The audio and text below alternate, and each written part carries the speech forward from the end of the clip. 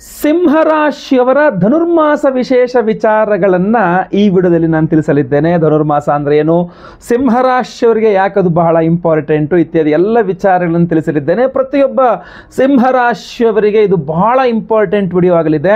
So ದಯವಿಟ್ಟು ನೀವು ಒಂದು ಸಹಾಯ ಮಾಡಿ, ವಾಟ್ಸಪ್ಪು, ಫೇಸ್ಬುಕ್ಕು, ಮೆಸೆಂಜರು, ಟೆಲಿಗ್ರಾಮು ಎಲ್ಲ ಕಡೆ ಸಾಮಾಜಿಕ ಜಾಲತಾಣಗಳಲ್ಲಿ ವಿಡಿಯೋನ ಶೇರ್ ಮಾಡಲಿಕ್ಕೆ ಮರಿಬೇಡಿ. ಫೇಸ್ಬುಕ್ಕಲ್ಲಿ ನೋಡ್ತಿದ್ದಾರೆ ನಮ್ಮ ಪೇಜನ್ನು ಫಾಲೋ ಮಾಡ್ಕೊಂಡಿಲ್ಲ ಅಂದರೆ ಮೇಲ್ಗಡೆ ಫಾಲೋ ಅಂತ ಬಟನ್ ಅಂತ ನಮ್ಮ ಪೇಜ್ನ ಫಾಲೋ ಮಾಡ್ಕೊಳ್ಳಿ. ಯೂಟ್ಯೂಬಲ್ಲಿ ನೋಡ್ತಿದ್ದಾರೆ ನಮ್ಮ ಚಾನಲ್ ಸಬ್ಸ್ಕ್ರೈಬ್ ಮಾಡ್ಕೊಳ್ಳಿ ಅಂದರೆ ದಯವಿಟ್ಟು ಸಬ್ಸ್ಕ್ರೈಬ್ ಮಾಡಿಕೊಂಡು ಬೆಲ್ ಬಟನ್ ಹೊತ್ಕೊಂಡು ಆಲ್ ಅಂತ ಮಾಡಲಿಕ್ಕೆ ದಯವಿಟ್ಟು ನಮ್ಮ ಮರಿಬೇಡಿ ನೀವು. ನಮಸ್ಕಾರ, ನಾನು ವಿಠಲ್ ಭಟ್ ಮಾತಾಡ್ತಾ ಇರುವಂಥದ್ದು.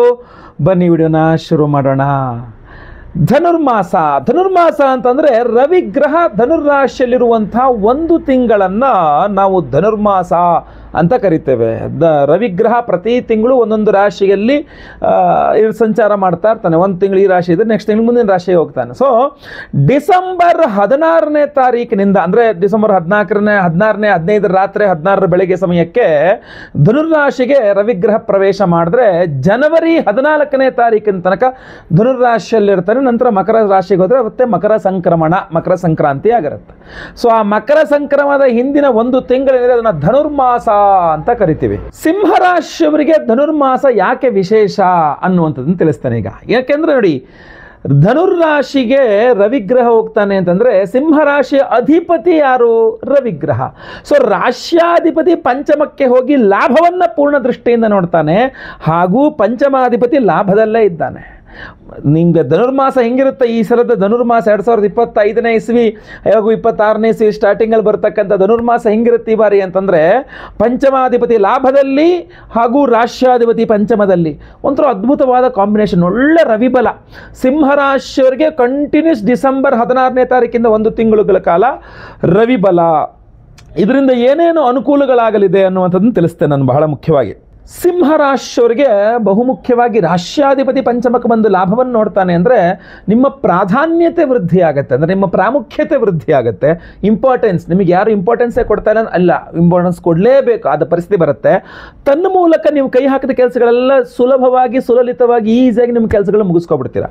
ಅಂದರೆ ನಿಮ್ಮ ಪ್ರಭಾವವನ್ನು ಬಳಸಿ ನೀವು ಆರಂಭಿಸಿದ ಕೆಲಸಗಳೆಲ್ಲ ಬೇಗ ಬೇಗ ಬೇಗ ಆಗೋ ಥರ ನೋಡ್ಕೊಳ್ತೀರಾ, ಗುರಿ ಮುಟ್ಟೋ ಥರ ನೋಡ್ಕೊಳ್ತೀರಾ. ಬೇರೆಯವರೆಲ್ಲ ಎಲ್ಲ ಕೆಲಸಗಳು ಶುರು ಮಾಡಿಕೊಂಡು ಇದೇನಾಗುತ್ತೆ ಹೆಂಗೆ ಸರಿ ಮಾಡುವಂಥ ಯೋಚನೆ ಮಾಡ್ತಿರ್ತಾರೆ. ನೀವು ಹಂಗಲ್ಲ, ನಿಮ್ಮ ಪ್ರಭಾವವನ್ನು, ನಿಮ್ಮ ಹೆಸರಿನ ಬಲ ಅಥವಾ ನಿಮಗಿರುವ ಇತರೆ ಶಕ್ತಿಗಳು, ಯಾಕಂದ್ರೆ ಅದು ವೃದ್ಧಿ ಆಗಿರುತ್ತೆ. ಸೊ ಅದನ್ನು ಬಳಸ್ಕೊಂಡು ಆರಾಮಾಗಿ ನಿಮ್ಮ ಕೆಲಸಗಳನ್ನು ಮಾಡ್ಕೊಂಡ್ಬಿಡ್ತೀರಿ. ನೀವು ಎಷ್ಟು ಚೆನ್ನಾಗಿ ಮಾಡ್ಕೊಳ್ತೀರಾ ಅಂತಂದರೆ ನೋಡಿ, ಇನ್ನೊಬ್ಬರು ನೋಡಿದ್ರೆ ಎಷ್ಟು ಚೆನ್ನಾಗಿ ಬಳಸ್ಕೊಳ್ತಾರೆ ಅಂದರೆ, ಯಾಕೆ ನೋಡಿ, ಈ ವ್ಯವಸ್ಥೆ ಇರುವುದಕ್ಕೂ ಹಾಗೂ ಇರುವ ವ್ಯವಸ್ಥೆಯನ್ನು ಬಳಸ್ಕೊಳ್ಳೋದಕ್ಕೂ ಬಹಳ ವ್ಯತ್ಯಾಸ ಇರ್ತದೆ.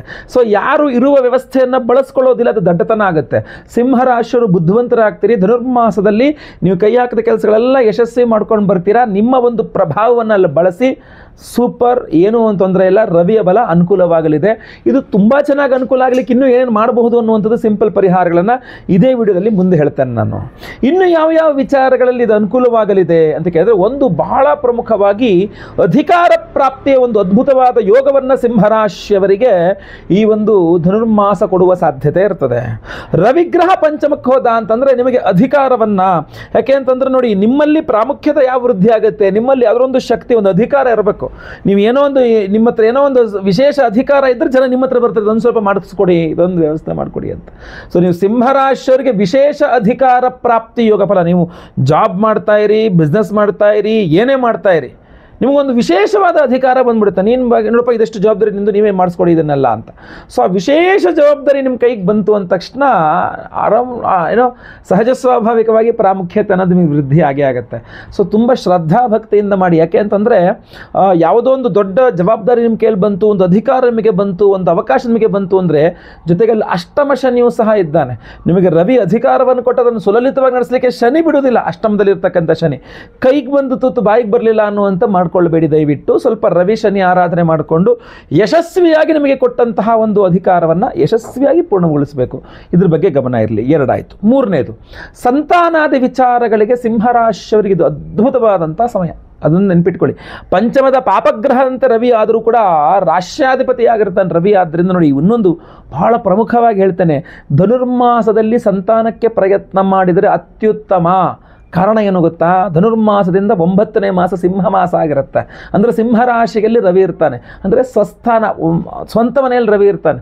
ಸೊ ಧನುರ್ಮಾಸದಲ್ಲಿ ನೀವು ಸಂತಾನಕ್ಕೆ ಪ್ರಯತ್ನ ಮಾಡೋರಿಗೆ 9 ತಿಂಗಳ ನಂತರ ಏನು ಮಗು ಹುಟ್ಟುತ್ತೆ, ಆ ಮಗುವಿನ ಜಾತಕದಲ್ಲಿ ರವಿ ಸ್ವಸ್ಥಾನದಲ್ಲಿ ಇರ್ತಾನೆ. ತಂದೆಗೆ ತುಂಬ ಒಳ್ಳೆಯದು, ಆ ಮಗುವಿನ ತಂದೆ ಯಾರು? ನೀವೇ. ಸೊ ನಿಮಗೆ ತುಂಬ ಒಳ್ಳೆಯದು. ಸೊ ಆದ್ದರಿಂದ ಧನುರ್ಮಾಸದಲ್ಲಿ ಸಂತಾನಕ್ಕೆ ಪ್ರಯತ್ನ ಮಾಡಲಿಕ್ಕೆ ಅತ್ಯುತ್ತಮವಾಗಿರ್ತಕ್ಕಂತಹ ಒಂದು ಸಮಯವಾಗಿರುತ್ತೆ. ಜೊತೆಗೆ ನಿಮಗೆ ಗುರುಬಲವೂ ಸಹ ಇದೆ, ಪಂಚಮಾಧಿಪತಿಯ ಬಲ ಇರ್ತದೆ. ಸೊ ಧನುರ್ಮಾಸವನ್ನು ಮಿಸ್ ಮಾಡ್ಕೊಳ್ಳೋಕ್ಕೆ ಹೋಗಬೇಡಿ ಅನ್ನುವಂಥದ್ದು ನನ್ನ ಒಂದು ನಿಮಗೆ ಸಲಹೆ. ಯಾರಿಗೆ ಸಂತಾನಾಪೇಕ್ಷಿಗಳು, ಅಂದರೆ ನಂಗೆ ಸಂತಾನ ಬೇಕು ಅಂತ ಪ್ರಯತ್ನ ಮಾಡ್ತಾ ಇರ್ತಕ್ಕಂಥವ್ರಿಗೆ ಆಗಿರುತ್ತೆ ಇದು. ನೋಡಿ, ಪ್ರಾಮುಖ್ಯತೆ ವೃದ್ಧಿಯಾಗುತ್ತೆ, ಅಧಿಕಾರ ಪ್ರಾಪ್ತಿಯಾಗುತ್ತೆ ಅಂತಂದಾಗೆ ಸಹಜ ಸ್ವಾಭಾವಿಕವಾಗಿ ಅವಿವಾಹಿತರಿಗೆ ವಿವಾಹದ ವಿಚಾರದಲ್ಲೂ ಒಂದು ಸ್ವಲ್ಪ, ಯಾಕೆಂದರೆ ನಮಗೆ ತುಂಬ ನಮ್ಮ ಟೈಮ್ ಚೆನ್ನಾಗಿದ್ದಾಗ ಮಿಕ್ಕಿದೆಲ್ಲ ಪ್ರಯತ್ನಗಳು ಮಾಡಬೇಕಾಗತ್ತೆ. ಸೊ ಪಂಚಮದ ರವಿ ಧನುರ್ಮಾಸನಿಗೆ ವಿವಾಹವನ್ನು ಮಾಡಿಸಲಾದರೆ ಇಂಡೈರೆಕ್ಟ್ ಆಗಿ ನಿಮಗೊಂದಿಷ್ಟು ಶಕ್ತಿಗಳನ್ನು ಕೊಟ್ಟಾಗ ಅದನ್ನು ಬಳಸ್ಕೊಂಡು ಅವಿವಾಹಿತರು ವಿವಾಹದ ವಿಚಾರಗಳಲ್ಲಿ ಪ್ರಯತ್ನ ಮಾಡೋ, ಈಗ ಮದುವೆ ಮಾಡ್ಕೋಬೇಡಿ ಧನುರ್ಮಾಸದಲ್ಲಿ, ಪ್ರಯತ್ನ ಮಾಡಲಿಕ್ಕೇನೋ ಏನೋ ಶೂನ್ಯ ಮಾಸ ನಾವು ನೋಡೋದೇ ಇಲ್ಲ, ಹುಡ್ಕೋದೇ ಇಲ್ಲ, ಇದೆಲ್ಲ ನೋಡಿ ತಪ್ಪು ಕಲ್ಪನೆ. ದಯವಿಟ್ಟು ಆ ಥರ ಮಾಡಬೇಡಿ. ಖಂಡಿತವಾಗಿ ಪ್ರಯತ್ನ ಮಾಡಿ, ಹುಡುಕಿ. ಮದುವೆ ಬೇಕಾದ್ರೆ ನೀವು ಫೆಬ್ರವರಿಯಲ್ಲಿ ಆಗಿಬೇಕಾರೆ, ಆದರೆ ಹುಡುಕ್ಲಿಕ್ಕೆ, ಫೈನಲೈಸ್ ಮಾಡಲಿಕ್ಕೆ ಇನ್ನು ಹುಡುಕ್ಲಿಕ್ಕೆ ಏನೂ ತಪ್ಪಿಲ್ಲ, ಏನೂ ತೊಂದರೆ ಇಲ್ಲ, ಆಯ್ತಲ್ವಾ? ಖಂಡಿತವಾಗಿ ಅದು ನಿಮಗೆ ಸೆಟ್ ಆಗುತ್ತೆ, ಅನುಕೂಲ ಆಗುತ್ತೆ. ನೋಡಿ, ರವಿಯ ಬಲದಿಂದ ನಿರುದ್ಯೋಗಿ ಸಿಂಹರಾಶಿಯವರಿಗೆ ಉದ್ಯೋಗ ಪ್ರಾಪ್ತಿಯೂ ಸಹ ಆಗ್ತದೆ. ಆಲ್ರೆಡಿ ಉದ್ಯೋಗದಲ್ಲಿರ್ತಕ್ಕಂಥವ್ರಿಗೆ ಏನೇನು ಟಾರ್ಗೆಟ್ಗಳು ಕೊಟ್ಟಿರ್ತಾರೆ, ಈಗಿನ ಸಹಜ ಸ್ವಾಭಾವಿಕ ಆಗಿದೆ. ಪ್ರತಿ ತಿಂಗಳು ಟಾರ್ಗೆಟ್ ಕೊಡ್ತಾರೆ, ಆ ಟಾರ್ಗೆಟ್ ಮಾಡಲೇಬೇಕಾಗುತ್ತೆ, ಅಚೀವ್ ಮಾಡಬೇಕಾಗುತ್ತೆ. ಸೊ ಆ ಟಾರ್ಗೆಟ್ಗಳು ಅಚೀವ್ ಮಾಡಲಿಕ್ಕೆ ತುಂಬ ಅನುಕೂಲ ಆಗುತ್ತೆ ಧನುರ್ಮಾಸ. ಜೊತೆಗೆ ಅನಾರೋಗ್ಯ ಪೀಡಿತರಾಗಿದ್ದರೆ ಆರೋಗ್ಯದ ವಿಚಾರದಲ್ಲೂ ರವಿ ತುಂಬ ಅನುಕೂಲ ಮಾಡಿ ಕೊಡ್ತಾನೆ. ಏನಾದ್ರು ಔಷಧೋಪಚಾರಗಳು ತಗೊಂಡ್ರೆ ನೀವು ಆ ಔಷಧೋಪಚಾರಗಳು ಕೆಲಸ ಮಾಡೋ ಥರ ಮಾಡ್ತಾನೆ. ಇದೆಲ್ಲ ಪಾಸಿಟಿವ್ ಆದಾಗ ಏನಾಗ್ಬಿಡುತ್ತೆ ಗೊತ್ತಾ? ಆಟೋಮೆಟಿಕಾಗಿ ನಿಮ್ಗೆ ಒಂದಿಷ್ಟು ದೃಷ್ಟಿ ಆಗಿಬಿಡುತ್ತೆ. ಹಾಗೂ ಅಷ್ಟಮ ಶನಿ ಪ್ರಭಾವವು ಜಾಸ್ತಿಯಾಗಿ ಒಂದಿಷ್ಟು ಶತ್ರುಗಳು ಬಾಧೆ ಜಾಸ್ತಿ ಆಗುತ್ತೆ, ನಿಮಗೆ ತೊಂದರೆ ಕೊಡಲಿಕ್ಕೆ ಅದಕ್ಕೆ ಶುರು ಮಾಡ್ತಾರೆ. ಸೊ ಅದಕ್ಕೇನು ಹೊಟ್ಟೆವ್ರಿಗೆ ಬಂದೇ ಬರ್ತಲ್ಲ, ಇವನು ಯಾರೋ ಅಭಿವೃದ್ಧಿ ಆಗುತ್ತದೇನಲ್ಲಪ್ಪ ಇವನು ಅಂತ. ಯಾಕೆಂದರೆ ನಮ್ಮಲ್ಲಿ ಕಾಲು ಎಳೆಯೋರ ಸಂಖ್ಯೆಗೆ ಏನೂ ಕೊರತೆ ಇಲ್ಲ, ಆಯ್ತಲ್ವಾ? ಸೊ ಅದರಿಂದ ಸಿಂಹರಾಶಿಯವ್ರಿಗೆ ಆ ಸಮಸ್ಯೆ ಉಂಟಾಗ್ತದೆ. ಇಲ್ಲಿ ಬಹಳ ಪ್ರಮುಖವಾಗಿ ಗಮನಿಸಬೇಕಾದ ವಿಚಾರ ಏನಪ್ಪ ಅಂತಂದರೆ, ರವಿ ಆರಾಧನೆಯನ್ನು ಜಾಸ್ತಿ ಮಾಡ್ಕೊಳ್ಬೇಕು ನೀವು. ಸೊ ಪ್ರತಿ ದಿವಸ ಕಡ್ಡಾಯವಾಗಿ ಆದಿತ್ಯ ಹೃದಯ ಸ್ತೋತ್ರವನ್ನು ಪಠನೆ ಮಾಡಲಿಕ್ಕೆ ಶುರು ಮಾಡಬೇಕು ನೀವು. ಪ್ರತಿ ದಿವಸ ಆದಿತ್ಯ ಹೃದಯ ಸ್ತೋತ್ರ ಪಠನೆ, ಪ್ರತಿ ದಿವಸ ರವಿಗ್ರಹದ ಅಷ್ಟೋತ್ರ ಪಠನೆ. ಭಾನುವಾರ ಬಂತ ಮನೆ ಹತ್ತಿರದಲ್ಲಿ ಯಾವ್ದಾದ್ರು ದೇವಸ್ಥಾನದಲ್ಲಿ ನವಗ್ರಹ ಇದ್ದೇ ಇರುತ್ತೆ, ಮಧ್ಯದಲ್ಲಿ ಸೂರ್ಯಗ್ರಹನಿಗೆ ಒಂದು ಪಂಚಾಮೃತ ಅಭಿಷೇಕನೋ ಅರ್ಚನೆನೋ ಏನೋ ಒಂದು ಮಾಡಿ ನಮಸ್ಕಾರ ಮಾಡ್ಕೊಂಡು ಬರಬೇಕು. ಅಥವಾ ಈ ಭಾನುವಾರಗಳಲ್ಲಿ ಕೆಂಪು ವಸ್ತ್ರದಲ್ಲಿ ಗೋಧಿ ದಾನ ಮಾಡೋದು ತುಂಬ ಒಳ್ಳೆಯದು. ಒಂದು ಅದ್ಭುತವಾದ ಮಂತ್ರವನ್ನು ಹೇಳ್ಕೊಡ್ತೀನಿ ನಿಮಗೆ. ಭಾನುವಾರ ಗೋಧಿ ದಾನ ಮಾಡಿ ಬಂದರೂ ಪ್ರತಿದಿನ ಜಪ ಮಾಡಲಿಕ್ಕೆ ಒಂದು ಅದ್ಭುತವಾದ ಮಂತ್ರವನ್ನು ಹೇಳ್ಕೊಡ್ತೇನೆ ನಾನು ನಿಮಗೆ. ಅದೇನಪ್ಪ ಅಂತಂದರೆ, ಓಂ ಸೂರ್ಯನಾರಾಯಣಾಗೆ ನಮಃ, ಓಂ ಸೂರ್ಯನಾರಾಯಣಾಗೆ ನಮಃ. ಪ್ರತಿ ದಿವಸ ಒಂದು 336 336 336 ಸಂಖ್ಯೆಯಲ್ಲಿ ಸಿಂಹರಾಶಿಯವರು ಈ ಮಂತ್ರವನ್ನು ಜಪ ಮಾಡಿ. ಫಸ್ಟ್ ಕಮೆಂಟ್ ಮಾಡಿ ನೋಡೋಣ, ನಿಮ್ಗೆ ಕರೆಕ್ಟಾಗಿ ನಿಮಗೆ ಗೊತ್ತಾಯ್ತಾ ಇಲ್ಲೋ ನೋಡ್ತೀನಿ ನಾನು. ಆ ಮಂತ್ರವನ್ನು ಕಮೆಂಟ್ ಮಾಡಿ, ಪ್ರತಿಯೊಬ್ಬರು ನೋಡ್ತೇನೆ ನಾನು, ಆಯಿತಾ? ಸೊ ಆ ಒಂದು ಮಂತ್ರವನ್ನು ಪ್ರತಿನಿತ್ಯ ಜಪ ಮಾಡೋದ್ರಿಂದ ನಿಮ್ಗೆ ಅದ್ಭುತವಾದಂತಹ ಪರಿಹಾರ ಇದೆ. ಇನ್ನೂ ಈ ಶತ್ರು ಬಾಧೆ, ಮಾಟಮಂತ್ರ, ದೃಷ್ಟಿದೋಷ ಎಲ್ಲ ಬಾಧೆಗಳು ಕಾಡುತ್ತೆ. ಸೊ ಅದಕ್ಕೋಸ್ಕರನೂ ವಿಶೇಷ ಪರಿಹಾರ ಮಾಡ್ತಾ ಇದ್ದೇವೆ ನಾವು. ವೀಕ್ಷಕರೇ, ಡಿಸೆಂಬರ್ 20ನೇ ತಾರೀಕು ಧನುರ್ಮಾಸ ಆರಂಭವಾಗಿಬಿಟ್ಟಿರುತ್ತೆ. ಬಟ್ ಆ ಸಮಯ ಬಹಳ ಚೆನ್ನಾಗಿದೆ ಅನ್ನೋ ಕಾರಣ ಹೇಳ್ತಾ ಇದ್ದೇನೆ. ಡಿಸೆಂಬರ್ 20ನೇ ತಾರೀಕು ಶನಿವಾರ ಅಮಾವಾಸ್ಯೆ ದಿವಸ, ಶನಿವಾರ ಅಮಾವಾಸ್ಯೆ ಬಹಳ ಒಳ್ಳೆಯ ಒಂದು ಕಾಂಬಿನೇಷನ್ ಅದು. ಸೊ ಮಾರ್ಗಶೀರ್ಷ ಮಾಸದ ಈ ಅಮಾವಾಸ್ಯೆ ಡಿಸೆಂಬರ್ 20ನೇ ತಾರೀಕಿದೆ. ಆವತ್ತಿನ ದಿವಸ ನಾವು ಬಹಳ ವಿಶೇಷವಾದಂತಹ ದೇವತಾರಾಧನೆಗಳು, ನಿಮ್ಮ ಸಮಸ್ಯೆಗೆ ವಿಶೇಷ ಪರಿಹಾರಗಳನ್ನು ನಾವು ಮಾಡ್ತಾ ಇದ್ದೇವೆ. ಅದರಲ್ಲೂ ವಿಶೇಷವಾಗಿ ನೀವು ದೃಷ್ಟಿ ದೋಷದಿಂದ ಚಿಂತಾಕ್ರಾಂತರಾಗಿದ್ದರೆ, ಬಟ್ ಗುರುಳೆ ಎಲ್ಲಿ ನೋಡಲಿ ಗುರುಳೆ, ಈ ಸುಮ್ಮನೆ ಮನೆಯಿಂದ ಹೊರಗಡೆ ನಾರ್ಮಲ್ ಬಟ್ಟೆ ಹಾಕೊಂಡು ಹೋದ್ರೂ ದೃಷ್ಟಿ ಆಗಿಬಿಡುತ್ತೆ.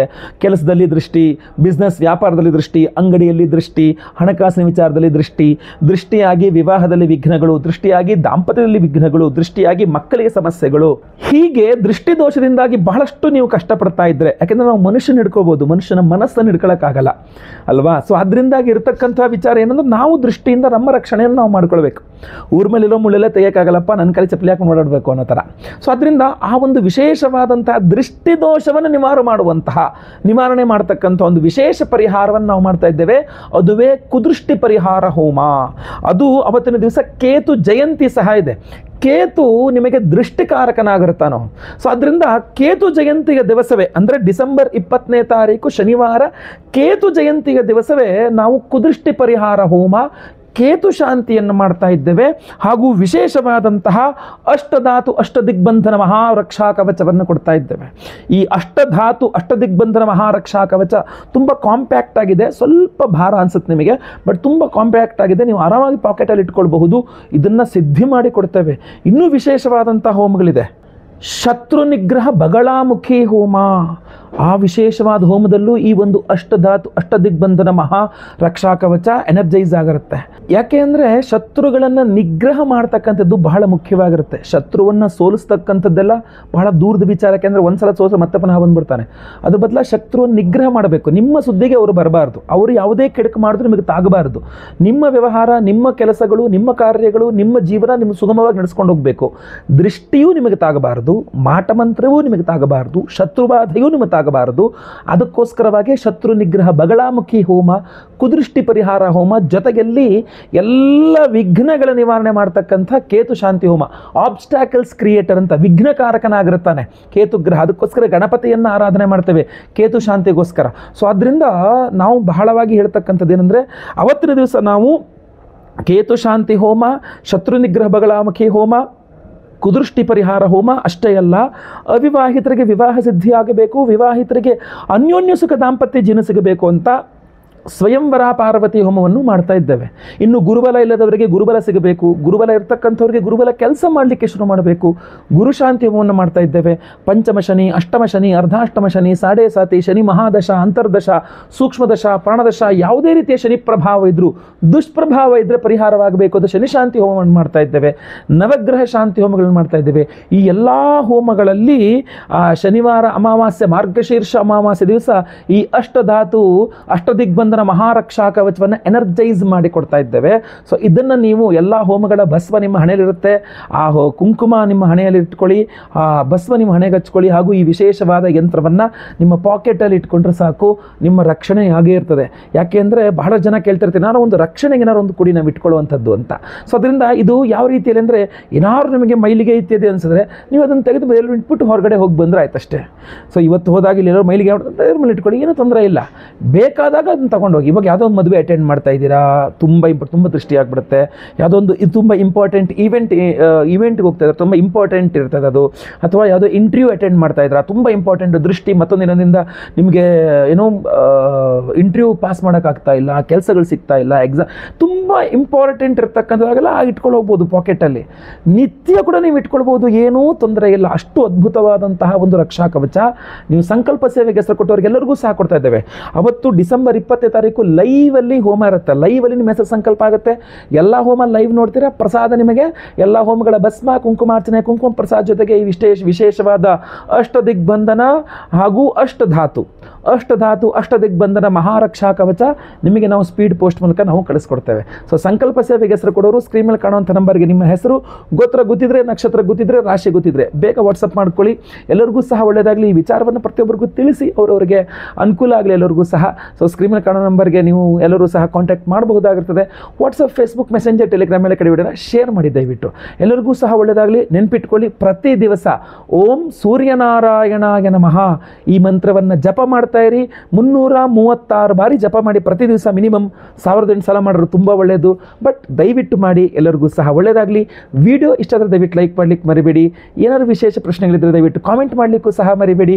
ಮುಂದಿನ ವಿಡಿಯೋದಲ್ಲಿ ಮತ್ತೆ ಪುನಃ ಸಿಗ್ತೇನೆ. ಎಲ್ಲರಿಗೂ ಸಹ ಒಳ್ಳೆಯದಾಗಲಿ. ಲೋಕ ಸಮಸ್ತ ಸುಖಿನೋ ಭವಂತು. ನಾರಾಯಣ ನಾರಾಯಣ ನಾರಾಯಣ.